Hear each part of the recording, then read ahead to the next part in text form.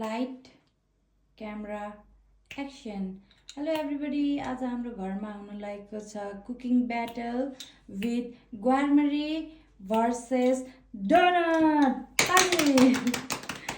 अनि हाम्रो ग्वारमरीको सेफ हुनुहुन्छ मिस सुजी,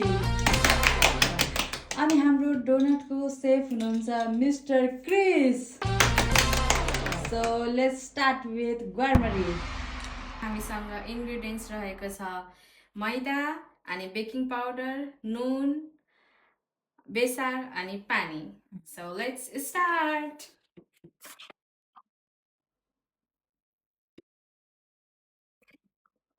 पिठो चाहिँ मैले अन्दाज लिएको छु।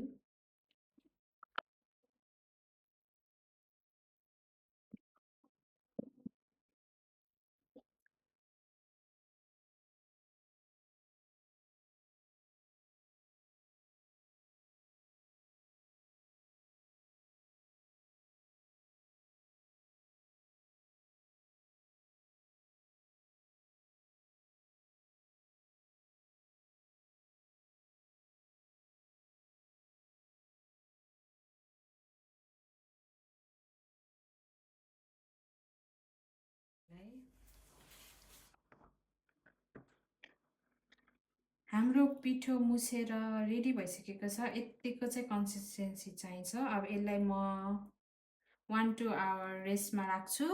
Let's welcome our Mr. Chef Chris.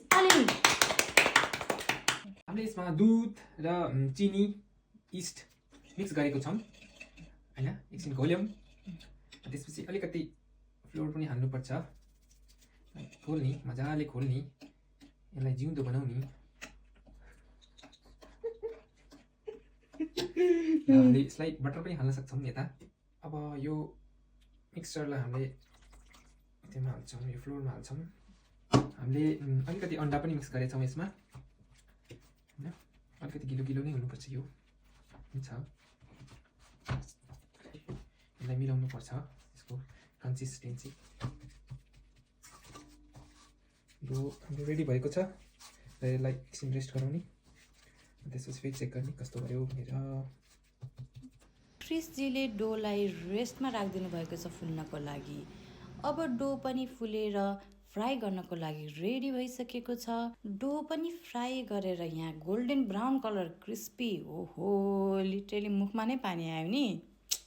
अब हाम्रो सुजीजीको पालो छ, उनको ग्वारमरी पनि फ्राई गरेर हेर्नु न कस्तो फुलेको। आहा, नेपालकै याद आइसक्यो यहाँ मलाई त। कम्पिटिसन पनि बिर्स्यो हामीले। तपाईँहरू नै भन्नुहोस् अब कसले जित्यो होला।